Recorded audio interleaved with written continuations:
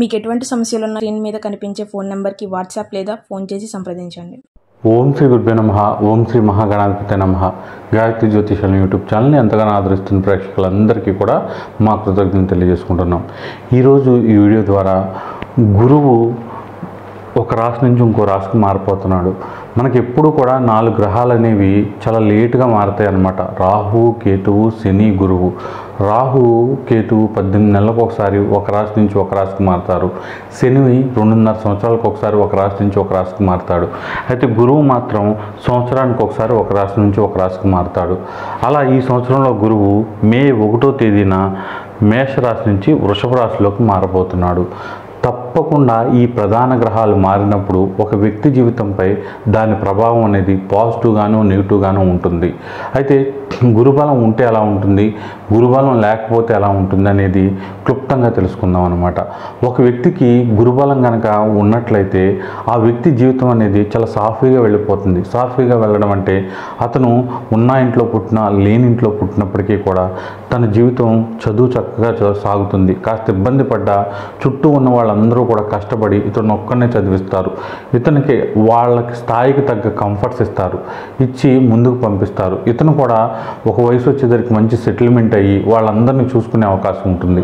టైంకి మ్యారేజ్ అవుతుంది, టైంకి పిల్లలు పుడతారు, టైంకి పిల్లలు పెద్దవడం, ఇతనికి కూడా ఉద్యోగంలో ప్రమోషన్లు అయి రావడం, తల్లిదండ్రులను పిల్లలు చూసుకోవడం, ఒక మరణం వరకు కూడా ఆ వ్యక్తి జీవితం సాఫీగా వెళ్ళిపోతుందంటే ఆ వ్యక్తి యొక్క జాతకంలో గురువు అత్యంత శుభకరుడుగా ఉన్నాడని అర్థం అన్నమాట.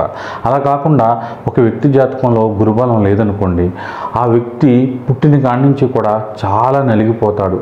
పని చేసుకుని బతకడం, చాలా కష్టంగా ఉండడం, తండ్రి నుంచి తల్లి నుంచి కావలసినంత ఆదరణ లేకపోవడం, ఇంట్లో ఇతన్ని అంత శ్రద్ధగా చూడకపోవడం, లేకపోతే ఎక్కడన్నా వేరే చోటకి వెళ్ళి పని చేయడం, వేరే ఇంట్లో ఎక్కువ కాలం ఉండాల్సి రావడం, అక్కడ కూడా వాళ్ళు బాగా ఇబ్బంది పెట్టడం, టైంకి వివాహం కాకపోవడం, ప్రేమల్లో దెబ్బలు తినడం, వివాహం అయినా కూడా భార్యాభర్తల మధ్య సరైన అవగాహన లేకపోవడం, డైవర్స్ అను, లేకపోతే పిల్లలు పుట్టినా కూడా సపరేషన్ అను, ఒకవేళ పుట్టిన పిల్లలు వీళ్ళని సరిగ్గా చూడకపోవడం, చివరి జీవితంలో చాలా ఇబ్బందులు పడడం, తిండికి బట్టకి కూడా లేక ఇబ్బంది పడడం, ఇది గురుబలం లేకపోవడానికి కారణం.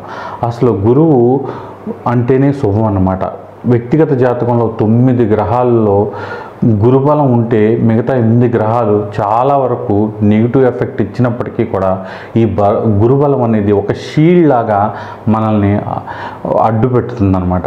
అలా కాకుండా గురుబలం లేకపోతే మిగతా 8 గ్రహాల యొక్క ఎఫెక్ట్ అనేది మన మీద ఎక్కువగా పడే అవకాశం ఉంటుందంట.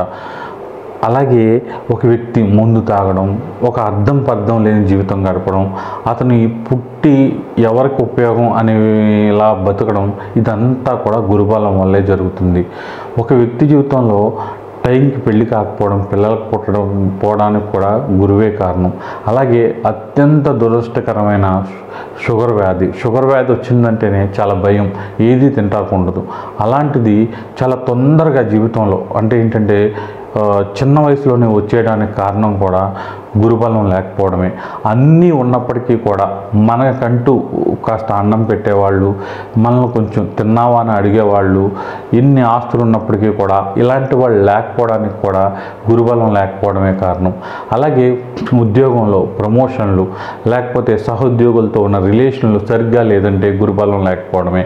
అలాగే మనకి చాలా వరకు తెలివితేటలు ఉంటాయి, తిమ్మిని బొమ్మని చేయగలం, ఏదైనా చేయగలం, కానీ వాటి వల్ల మనకి ఏ యూజ్ ఉండదు, మనకి ఎటువంటి డెవలప్మెంట్ ఉండదు. మన తెలివితేటలన్నీ పక్కనోడికి ఉపయోగపడతాయి. ఎందుకు పనికిరాడు, మనకన్నా తక్కువ చదువుకున్న వాళ్ళు కూడా పైకి ఎదుగుతున్నారు, మనం ఎదగట్లేదు అనే బాధ కూడా ఎక్కువగా ఉండడానికి కారణం కూడా ఆ వ్యక్తి జీవితంలో గురుబలం లేకపోవడమే. మంత్ర సిద్ధి కలగాలన్నా, అంటే మీరు ఏదన్నా మంత్రం చదివితే అది పనిచేయాలన్నా, లేదంటే శ్లోకాలు ఏమన్నా చదివినప్పుడు అవి మనకి పనిచేయాలన్నా, సత్యనారాయణ స్వామి వ్రతాలు, 7 శనివారాలు, ఇలా సోమవారాలు చేసిన, గురువారాలు చేసిన మనకి అవి కలిసి వస్తున్నాయి అంటే గురుబలం ఉంటే కలిసి వస్తాయి. గురుబలం లేకపోతే ఎన్ని పూజలు చేసినప్పటికీ కూడా ఏ యూజ్ ఉండదు, మన జీవితంలో ఏ చేంజ్ ఉండదు. మతం మారిపోవడం, అన్య మతంలోకి వేరే మతాల్లోకి వెళ్ళిపోవడానికి కూడా గురుబలం లేకపోవడమే కారణం. గురుబలం లేని వ్యక్తులే వేరే మతంలోకి వెళ్ళిపోతూ ఉంటారు. అలాగే మనకి అప్పులు పాలవ్వకుండా కొంత బ్యాంక్ బ్యాలెన్స్ ఉండడం, ఇంట్లో అనారోగ్య సమస్యలు తక్కువగా ఉండడం, ఉద్యోగంలో ప్రమోషన్లు రావడం, ఇవన్నీ చక్కగా జరగాలన్నా గురుబలం అనేది చాలా చాలా అవసరం. గురువు అంటే కంఫర్ట్. ఒక వ్యక్తి జీవితం చాలా కంఫర్ట్గా వెళ్ళిపోతుందంటే గురుబలం ఉండడం, కంఫర్ట్ లేదు అంటే గురుబలం లేకపోవడం. భార్యాభర్తల మధ్య ఇప్పుడు కూడా గొడవలే జరుగుతున్నాయి అంటే గురుబలం లేకపోవడమే కారణం. ఇప్పుడు కూడా మనం వివాహం చేసేటప్పుడు భార్యకో భర్తకో గురుబలం ఉండేలా చూసుకోవాలి. గురుబలం ఉందంటే ఆ వ్యక్తికి జ్ఞానం ఉంటుంది, తన సంసారాన్ని నిలబెట్టుకోవాలన్న బాధ్యత ఉంటుంది, సంఘంలో భయం ఉంటుంది. ఒకవేళ ఏదన్నా గొడవ పెట్టుకుంటే బయట వాళ్ళు ఏమనుకుంటారా అనుకుని ఇంకో భార్య భర్త ఎవరొకరు సరిగ్గా లేకపోయినప్పటికీ కూడా ఇతను సర్దుకుపోతూ ఎలాగోలా మార్చుకునే ప్రయత్నం చేస్తాడనమాట. అలా కాకుండా గురుబలం ఇద్దరికీ లేదంటే మాత్రం వాళ్ళకి అసలు సమాజం అంటే భయం ఉండదు, విచ్చలవిడితనం ఉంటుంది, ఎలా పడితే అలా ఉంటారు ఒకళ్ళు. ఆ మ్యారేజ్లు బ్రేక్ అయిపోవడం జరుగుతూ ఉంటుందన్నమాట. పుత్రకారకుడు అంటే ఏంటంటే మగబిడ్డ జన్మించడానికే కాదు, వాళ్ళ భవిష్యత్తుకి, వాళ్ళు మనలతో ఎలా ఉంటారు, వాళ్ళ వల్ల మనకు సుఖం ఉంటుందా కష్టం ఉంటుందా, తర్వాత జీవితంలో వాళ్ళు ఎలా సెటిల్ అవుతారు అనేది కూడా గురుబలం మీదే ఆధారపడి ఉంటుంది. అత్యంత ముఖ్యమైన గురువు ఈ సంవత్సరం వృషభ రాశిలోకి రావడం వలన ఈ సంవత్సరం అంతా కూడా మీకు ఎలా ఉండబోతుంది, ప్రత్యేకించి మీ రాశికి ఎలా ఉండబోతుంది అనే విషయాన్ని మనం ఈ వీడియో ద్వారా తెలుసుకుందాం. ఇక తులారాశి వారి విషయానికి వస్తే, తులారాశి వారికి గత సంవత్సరంగా గురువు సప్తమంలో ఉన్నాడు, అత్యంత అనుకూలంగా ఉన్నాడు. చాలా వరకు గురువు సప్తమంలో ఉండడం వలన పిల్లల వల్ల కానివ్వండి, పిల్లల ఎదుగుదల వల్ల కానివ్వండి, మీ భార్య అయితే భర్త అయితే భార్యకి వచ్చే ఇన్కమ్ పెరగడం వల్ల కానివ్వండి, లైఫ్ స్టైల్ మారింది, గ్రోత్ అనేది వచ్చింది. అన్ని రకాలుగా గత సంవత్సరం వేరు ఈ సంవత్సరం వేరు అన్నట్టుగా చాలా చక్కటి ఫలితాలు అనేవి సప్తమంలో గురువు ఉండడం వలన అనుభవించారు. అన్ని రకాలుగా కూడా గెయిన్స్ అనేవి వచ్చినాయి. ఇల్లు కొనుక్కోవడం జరగవచ్చు, కారు కొనుక్కోవడం జరగవచ్చు.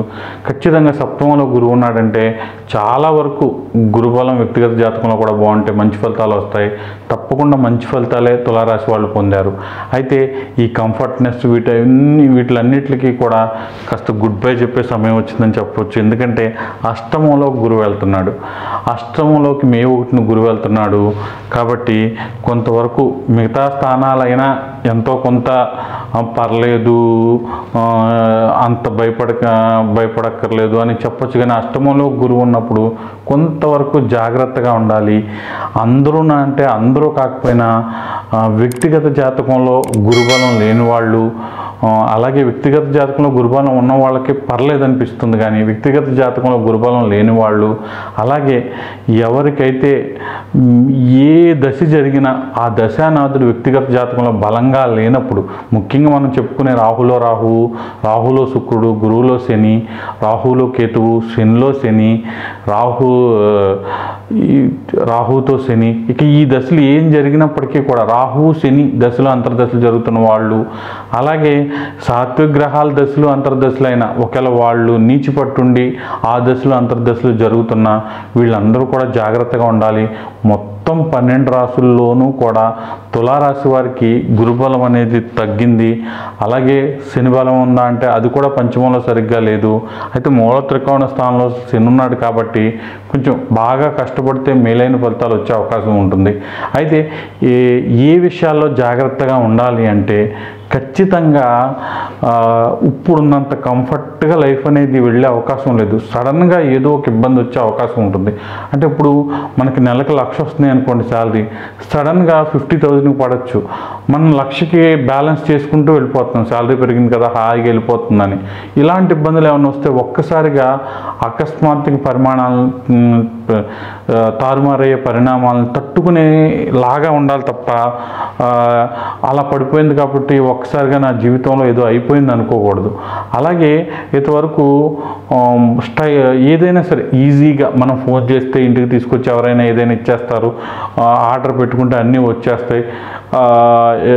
కార్లలో తిరగడం ఇలా చాలా కంఫర్ట్గా అలవాటు అయిపోయిన తులారాశి వారికి కొంతవరకు ఈ కంఫర్ట్నెస్ అనేది ఒక్కసారిగా మాయమైపోతుంది. అంటే ఏంటంటే మీరు రోడ్డు పడుతున్నారని కాదు, అంటే ఏంటంటే అది పాజిటివ్గానే వెళ్ళే అవకాశం ఉంటుంది. సపోజ్ మీ ఆయన మీ ఊళ్ళో ఉన్నారు, మిమ్మల్ని రోజు స్కూల్లో దింపుతారు, టీచర్ అయితే, లేకపోతే బ్యాంకులో దింపుతారు, బ్యాంకులో ఎంప్లాయీ అయితే, బట్ అలా అనమాట ఏదో రకంగా జరిగేది. ఇప్పుడు సడన్గా ఆయనకి ఎక్కడో ట్రాన్స్ఫర్ అయిపోద్ది, మీరే వెళ్ళి ఆటో ఎక్కువ బస్సు ఎక్కి వెళ్ళాల్సి రావడం, ఇలా అనమాట. కొంత కంఫర్ట్నెస్ అనేది ఇంతవరకు అన్నంత ఈజీగా జరగకపోవచ్చు. లేకపోతే ఒకసారిగా అంటే రేపు మే 2 నుంచే ఫస్ట్ నుంచో జరిగిపోద్దని కానీ రాబోయే రోజుల్లో కొంతవరకు రాష్ట్రాధిపతి కూడా సరిగ్గా లేకపోతే ముందు అన్ని రకాలుగా కూడా ఈ ఇబ్బందులు అనేవి ఎక్కువయ్యే అవకాశం ఉంటుంది. కొంతవరకు అన్నిటికీ తట్టుకునేలా ఉండాలి. మెయిన్గా డబ్బు విషయంలో, అప్పుల విషయంలో, ఇవ్వడం తీసుకోవడం విషయంలో కరెక్ట్గా ఉండాలి. అసలు వేరే వాళ్ళకి డబ్బులు ఇప్పించడాలు, మధ్యవర్తిత్వ సంతకాలు పెట్టడాలు, ఒకవేళ ఇంతవరకు పెట్టిన ఏమన్నా ఉంటే ఈ మే నెలలోనే నాకు దానికి సంబంధం లేదన్నట్టుగా వాళ్ళ చేత ఏదన్నా రసీదో పత్రం రాయించేసుకోవడం చాలా మంచిది. అన్నిటికీ కూడా దూరంగా ఉండడం మంచిది. అలానే మమ్మల్ని గంగలో దూకమంటారా అంటే నేను అలా ఏం చెప్పట్లేదు, కానీ ఏంటంటే అనవసరమైన విషయాలని కొంచెం పట్టించుకోకుండా దూరంగా ఉంచండి. ఎందుకంటే ఇక్కడ మిగతా వాళ్ళందరూ చూస్తే మీరు వీడియోలు ఒక రకంగా ఉంటాయి, తులారాశి వీడియో మాత్రం కొంచెం సపరేట్గా ఉంటుంది. ఎందుకంటే తులారాశి అనేది బ్యాలెన్స్డ్ రాశి అనమాట. వాళ్ళకి ఏంటంటే జాలి, కరుణ అన్నీ కూడా బ్యాలెన్స్డ్గా ఉంటాయి. ఒకరిని తక్కువగా చూడరు, ఒకరిని ఎక్కువగా చూడరు, అందరినీ కూడా కొంచెం సమానంగా చూస్తారు. పక్కోళ్ళ పని అయినా నా పని అన్నట్టుగా చేస్తారు. కొంతవరకు ఏంటంటే మాట విన్న మొండితనం ఉంటుంది. ఇలాంటి అవన్నీ కొంచెం మంచి లక్షణాలే అనమాట. అతి జాలి, అతి కరుణ కూడా తులారాశి వరకు ఉంటుంది. కాబట్టి మీకు గురుబలం తగ్గడం వలన ఇప్పుడు మీ మీద నోరు మూసుకుని ఉన్న నోళ్ళు కూడా కొంచెం లేసే అవకాశం ఉంటుంది. మీకు వాళ్ళకి అనే అవకాశాలు దొరికినట్టుగా ఫీల్ అవుతారు. కాబట్టి తులారాశి వారు రోజు దేవుడు ఆరాధన చేసుకునే వాళ్ళు భయపడక్కర్లేదు, గుళ్ళు చుట్టూ తిరిగే వాళ్ళు భయపడక్కర్లేదు, గురుబలం వ్యక్తిగత జాతకంలో ఉన్నవాళ్ళు భయపడక్కర్లేదు. ఎవరికైతే దశ అంతర్దశలు సరిగ్గా ఉండవో వాళ్ళు మాత్రం కొంచెం జాగ్రత్తగా ఉండాలి. ఇక అష్టమంలో ఉన్న గురువు 12th హౌస్ నుంచి వస్తున్నాడు. ఇది కూడా కొంచెం బ్యాడ్ హౌసే. ఇందులో కేతు ఉన్నాడు. కొంత సీక్రెట్గా కొన్ని వ్యవహారాలు మెయింటైన్ చేసుకోవాల్సి వస్తుంది. చాలా వరకు మనసు నిండా సీక్రెట్లే మోయాల్సి వస్తుంది. కొన్ని విషయాల్లో ఎంత బయటపడదామన్నా బయటపడలేరు. కొన్ని విషయాల్లో హెడ్లెస్గా డెసిషన్స్ తీసుకునే అవకాశం ఉంటుంది. వాటి వల్ల ఇబ్బందులు వచ్చే అవకాశం ఉంటుంది. అలాగే కొన్ని సీక్రెట్ అఫైర్స్ పెరగడం, లేకపోతే కొంతమందికి హెల్త్ ఇష్యూస్ రావడం, నిద్ర సరిగ్గా పట్టకపోవడం, మనోవేద, ఇలాంటి ఇబ్బందులు కూడా వచ్చే అవకాశం ఉంది. కుటుంబానికి సంబంధించిన ద్వితీయ స్థానాన్ని చూడడం వలన కుటుంబంలో చిన్న చిన్న కలతలు, ఇబ్బందులు, డబ్బులు తగ్గడం, వచ్చే ఆదాయం కన్నా ఖర్చులు పెరగడం, ఇలాంటివి పెరగడం వలన ఇబ్బందులు కనిపిస్తున్నాయి. ఇక చతుర్థాన్ని కూడా చూడడం వలన ఇంతవరకు ఉన్నంతగా ఏ బిజినెస్ అయినా సరే, చిన్న పళ్ళు కొట్టు కాడి నుంచి, కూరగాయల కొట్టు కాడి నుంచి, పచారీ కొట్టు కాడి నుంచి, పెద్ద పెద్ద సూపర్ మార్కెట్లని వరకు ఏ బిజినెస్ చేసిన తులారాశి వారైనా, ఎవరి కింద పనిచేసే వాళ్ళైనా, లేకపోతే మీరు మేనేజర్లైనా, క్లర్క్ అయినా, పెద్ద పొజిషన్లో ఉన్న సాఫ్ట్వేర్ ఇంజనీర్లైనా, టీమ్ లీడర్లైనా, మేనేజర్లైనా, ఏ పొజిషన్లో ఉన్నవారికైనా సరే కొంతవరకు అనుకున్నంతగా ప్యాకేజీలు రాకపోవడం, ఒకవేళ మిమ్మల్ని పక్కకు తోసి వేరే వాళ్ళు మీ సీట్లో కూర్చోవాలని ప్రయత్నించడం, ఇలాంటి ఆపదలు ఉన్నాయి. కాబట్టి తులారాశిలో జన్మించిన ప్రతి ఒక్కరూ కూడా కొంతవరకు దశ అంతర్దశ మీద ఫోకస్ చేయాలి.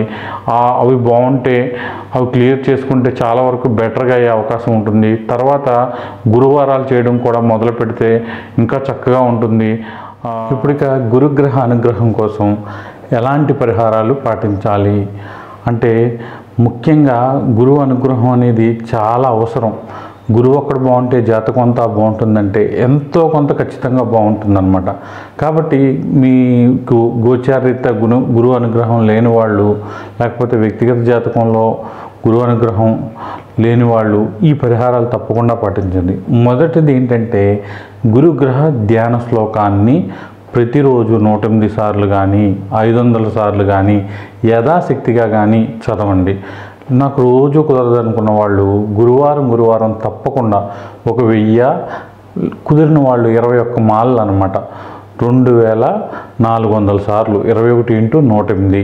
ఇది ఎవరికంటే విపరీతమైన కష్టాలు చిరాకులు ఉన్నవాళ్ళు ఇలా గురువారాలు 11 గురువారాలు చేసేసరికి చాలా మేలు జరుగుతుంది. ఇలా ధ్యాన శ్లోకం చదవటంతో పాటు గురువారం సాయంత్రం దత్తాత్రేయుడు, దక్షిణామూర్తి, సాయిబాబా శివాలయం ఇలా గురు స్వరూపాలని దర్శించి అక్కడ పసుపు రంగు అరటిపళ్ళు అక్కడ మామూలుగా దానం తీసుకునే వాళ్ళు ఉంటారు కదా, మామూలుగా ముష్టి వాళ్ళు అలాంటి వాళ్ళందరికీ కూడా 2 పసుపు అరటిపళ్ళు మీ శక్తి కొలది పసుపు అరటిపళ్ళు పంచడం వలన కూడా గురుబలం పెరిగే అవకాశం ఉంటుంది. ఇక దీంతో పాటు ఒకవేళ వీలైతే కొంతమందికి ఇంట్లో వెండి గిన్నెలో తేనె పోసి గురువారం ఒక చోట పెట్టండి. అది పల్లెటూరులో కుదురుతుంది కానీ సిటీలో అపార్ట్మెంట్ కల్చర్ ఉన్న వాళ్ళకి కుదరకపోవచ్చు. కుదిరిన వాళ్ళు మాత్రం వెండి గిన్నెలో తేనె పోసి ఒక చోట పెట్టి అక్కడ అది రోజు క్లీన్ చేయొద్దు, క్లీన్ చేయని ప్లేస్లో పెట్టండి. వారానికి ఒకసారి ఆ తేనె మారుస్తూ ఉండండి. దీనివలన కూడా అద్భుతమైన ఫలితాలు వస్తాయి.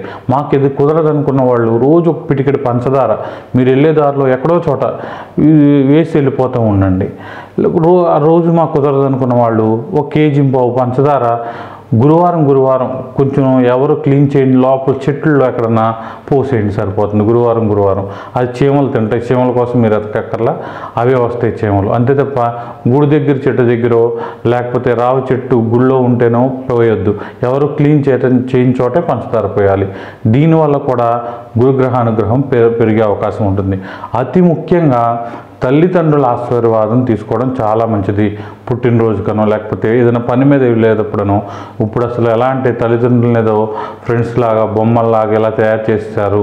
తల్లిదండ్రుల ఆశీర్వాదాన్ని మించింది ఏమీ లేదు. పరమేశ్వరుడు ఆశీర్వాదం కంటే తల్లిదండ్రుల ఆశీర్వాదం గొప్పది. తల్లిదండ్రుల కాళ్ళకు ముఖ్య ఆశీర్వాదం తీసుకోవడం వలన సంపూర్ణమైన గురుబలం అనేది లభించే అవకాశం ఉంటుంది. అలాగే అత్తమామల ఆశీర్వాదం తీసుకున్నా కూడా తప్పకుండా గురుబలం అనేది పెరిగే అవకాశం ఉంటుంది. ఏ పనిలో అయినా సరే విజయం సాధించే అవకాశం ఉంటుంది. ఇక దీంతో పాటు అన్నీ చేయాల్సిన అవసరం లేదు. మీకు కుదిరిన వీటిలో ఏదో ఒకటి కుదిరింది చేయండి. రావి చెట్టు ఆకులు 4 తీసుకుని ఒక పసుపు రంగు క్లాత్ తీసుకుని అందులో రావి చెట్టు ఆకులు 4 వేసి అందులో 1.5 కేజీ శనగలు వేసి మూట కట్టి మీ చుట్టూ 3 సార్లు క్లాక్ వైజు 3 సార్లు యాంటీ క్లాక్ వైజు తిప్పుకొని దగ్గరలో ఎక్కడైనా వాటర్ ఉంటే అందులో వేయండి. లేకపోతే ఎవరైనా దానం తీసుకుంటే అక్కడ వేయండి, వాటర్ లేని వాళ్ళు. ఇలా గురువారం ఇలా 11 గురువారాలు ఇలా దానం ఇవ్వడం వలన శనగలు తప్పకుండా గురుగ్రహానుగ్రహం కలుగుతుంది. అలాగే ఇంటికి రావి చెట్టు కొమ్మను గురువారం రోజున ఏకాదశి ఎలా చెప్తారో అదేం అక్కర్లేదు. గురువారం రోజున వెళ్ళి రావి చెట్టు కొమ్మను విరిసి ఇంటి గుమ్మానికి కట్టండి. అలాగే మీ ఇంట్లో దత్తాత్రేయుడి ఫోటో ముందు కానీ దక్షిణామూర్తి ఫోటో ముందు కానీ 5 ఒత్తులతో దీపారాధన చేసి ఇప్పుడు మనం ఏదైతే గురుగ్రహ ధ్యాన శ్లోకం అంటున్నామో అది 108 సార్లు చదవడం వలన కూడా ఆ ఇంట్లో వాళ్ళందరికీ కూడా గురుబలం వచ్చే అవకాశం ఉంటుంది. ఇక దీంతోపాటు మీకు ఏమైనా అవకాశం ఉంటే దేవాలయాన్ని శుభ్రం చేయడం, దేవాలయాల్లో హెల్ప్ చేయడానికి హెల్పర్స్ని అడుగుతూ ఉంటారు. తిరుపతిలో కానీ కొంచెం ఫేమస్ దేవాలయాల్లో వాటికి కూడా అటెండ్ అవ్వడం, అది కూడా గురువారం అటెండ్ అవ్వడం వలన కూడా మేలు జరిగే అవకాశం ఉంటుంది. ఇవన్నీ ఒక ఎత్తు అయితే ఇంకొకటి ఏంటంటే మనకి దశమహావిద్యల హోమం చేస్తూ ఉంటారు. ఆ హోమాల్లో తారాదేవి లేదా నీల సరస్వతీదేవి అంటారు. వీళ్ళకి సంబంధించిన హోమాన్ని జరిపించుకోవడం వలన తప్పకుండా గురుగ్రహం యొక్క అనుగ్రహం కలిగి మంచి ఫలితాలు వచ్చే అవకాశం ఉంటుంది. ఇందులో మీకు వీలైన అన్ని వాటిని చేయండి, వీలు కానీ మానేయండి.